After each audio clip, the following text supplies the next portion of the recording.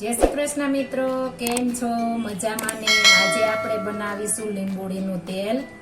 લીંબોળીનું તેલ બનાવવા માટે મેં 100 ગ્રામ લીંબોળી લીધી છે. આ રીતના આવે છે તે આપણે લઈ લેવાની છે. આ રીતના લીમડામાં ડાળી સાથે હોય છે તે આપણે આ રીતના બધી લીંબોળી તોડીને લઈ લીધી છે. મેં 100 ગ્રામ જેટલી લઈ લીધી છે. આ તેલ આપણે ઘરે એકદમ નેચરલ બને છે અને આપણા વાળને એકદમ ચમકીલા અને ગ્રોથ વધારે છે અને સિલ્કી પણ એકદમ મસ્ત બની જાય છે. ઘરે એકદમ સરસ મજાનું ઓછા ભાવમાં અને સરસ તેલ બને છે અને આપણા વાળને પણ એકદમ સ્મૂથ રાખે છે.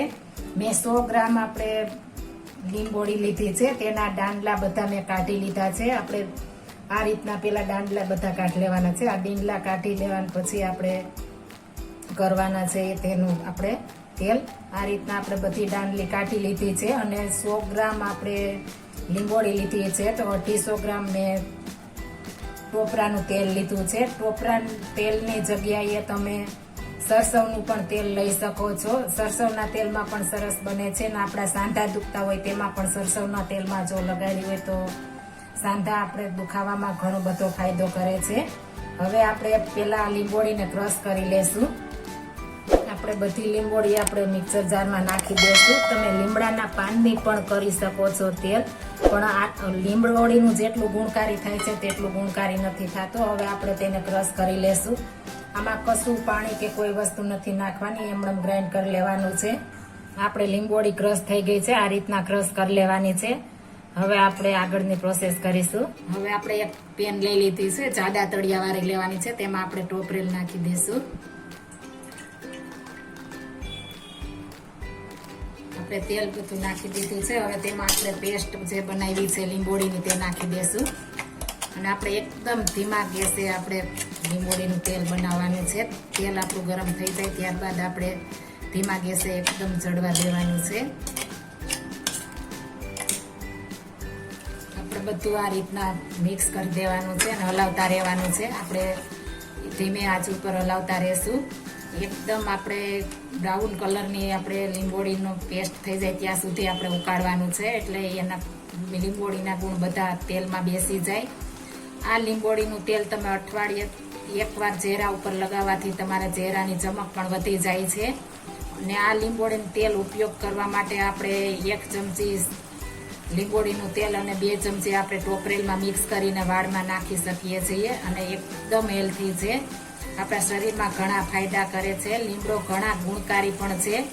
લીમડાની છાલ, અંતરછાલ, ત્યારબાદ લીમડો અને લીંબોળી, લીમડાના પાન, તેના ફૂલ, બધા લીમડાની બધી વસ્તુ આપણા શરીરમાં ગુણકારી છે. એટલે લીમડો આપણા સ્વાસ્થ્ય માટે બહુ જ ગુણકારી છે. જો આપને અમુક બીમારી હોય ને તમે લીમડા નીચે 2 થી 3 મહિના સુધી સૂવો તો તમારી ઘણી બધી બીમારી પણ દૂર થઈ જાય છે. હવે આપણે ગેસની ફ્લેમ એકદમ સ્લો કરી નાખશું ને ધીમે ગેસે ચડવા દેશું. જો આપણે વધારે ગ્રીન કરવો હોય તો આપણે થોડાક લીમડાના પાન પણ ઉમેરી શકીએ છીએ. આપણે આ લીમડાના પાન ઉમેરી દેશું એટલે એકદમ સરસ કલર આપણે થશે. એકદમ મસ્ત કલર થઈ જશે. એટલે 2 પાંદડા આપણે પણ નાખીશું તો એ મસ્ત થઈ જશે. એકદમ પેસ્ટ આપણે ઝીણી કરવી કંઈ જરૂરી નથી. થોડી આખા પાખી આ રીતના હોય તો એકદમ મસ્ત તેલ બની જાય છે. આખા પાખી હશે તો આપણે બનતા વાર લાગશે, પણ એકદમ આપણે લીમડાની સુગંધ બેસી જશે અને તેના ગુણ પણ આપણે તેલની અંદર રહેશે. એટલે આપણે આખા પાખી ખાંડશું એમ મસ્ત આપણું તેલ બનશે. જો ઝીણી પેસ્ટ હશે તો આપણે લાલ થવામાં વાર નહીં લાગે અને ફટાફટ બની જશે. જો આ રીતના કરીશું તો એકદમ આપણે સરસ તેલ બનશે. આપણે લીંબોળીનો કલર ચેન્જ થવા માંડ્યો છે. લીંબોળી અને તેના પાન નાખવાથી એકદમ મસ્ત આપણે કલર આવે છે અને આપણે જેમ પાકશે તેમ એની સુગંધ પણ એકદમ મસ્ત આવશે. આપણે દુકાનમાં મળે તેથી પણ એકદમ નેચરલ બનશે, કેમિકલ મુક્ત બનશે, એકદમ સરસ બનશે. અને આ તેલ તમે વર્ષમાં એક વાર જ બનાવી શકો છો.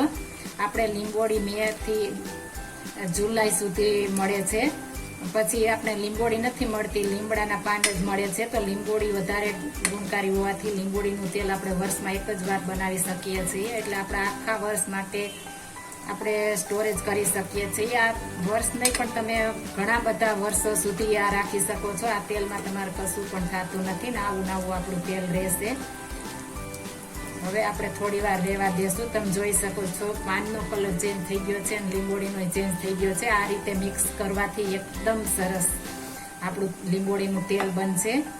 આપણે લીંબોળી અડધી ચડી જાય ત્યારબાદ આપણે લીમડાના પાન નાખવાના છે. એ પહેલા નથી નાખવાના, તો નહીતર આપણે લીમડાના પાનનો કલર બળી જશે અને આપણે લીંબોળી કાચી રહી જશે. એટલે આપણે અડધી ચડી જાય ત્યારબાદ જ આપણે લીમડાના પાન ઉમેરવાના છે. હવે આપણે ગેસની ફ્લેમ બંધ કરી દેશું. એમનેમ આપણે આમાં રહેશે તો એકદમ મસ્ત આપણે લીંબોળી થઈ જશે. આ રીતના આપણે બ્રાઉન કલરની થવા દેવાની છે.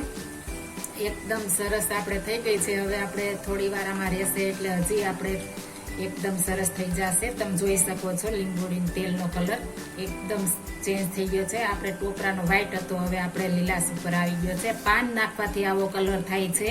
એટલે પાન નાખશો તો એકદમ મસ્ત થશે. લીંબોળી નાખશો તો આટલો સરસ કલર આપણે નહીં થાય, પીળાશ ઉપર થશે ને આપણે ગ્રીન ઉપર થશે. તમે જોઈ શકો છો એકદમ મસ્ત કલર થઈ ગયો છે. હવે આને આપણે ઠંડુ થવા દેશું.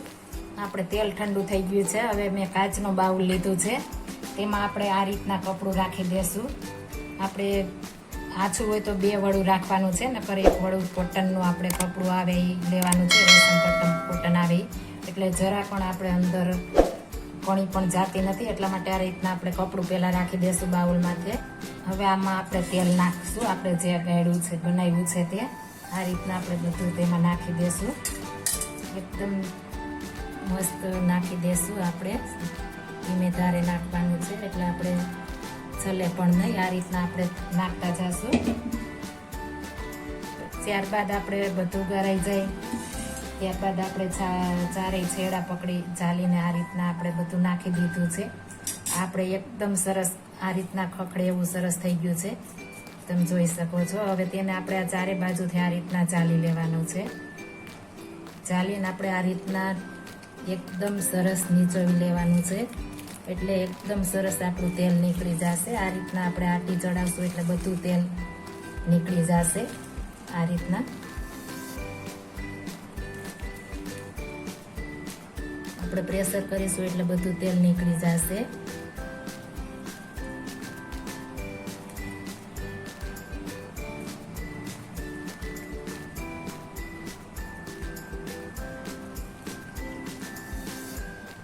તમે જોઈ શકો છો આપણો તેલનો કલર એકદમ મસ્ત ગ્રીન ઉપર થયો છે.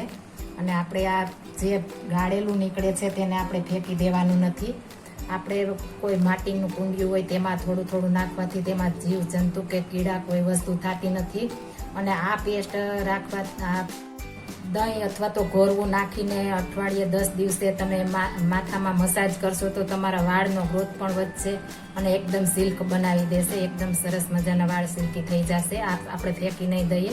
આપણે કોઈ પણ માટીના કુંડિયામાં આપણે ઝાડવા વાવ્યા હોય તેમાં પણ નાખી શકીએ છીએ. આ રીતના આપણે બધું તેલ ગાળી લીધું. આપણું તેલ બનીને થઈ ગયું છે તૈયાર. આ તેલ તમે સ્કિન માટે, આપણા વાળ માટે એકદમ ફાયદાકારક છે. આ તમે વર્ષો સુધી સ્ટોરેજ કરીને રાખી શકો છો. એકદમ મસ્ત બને છે અને એકદમ સરસ રહે છે. આવું નવું આપણું ગુણકારી તેલ રહેશે, વર્ષો સુધી રહેશે. તો પણ જો આ મારી રેસીપી પસંદ આવી હોય તો મારી ચેનલ લાઈક, શેર અને સબસ્ક્રાઈબ કરી દેજો. મારી ચેનલનું નામ છે કામાખ્યા અન્નપૂર્ણા કિચન.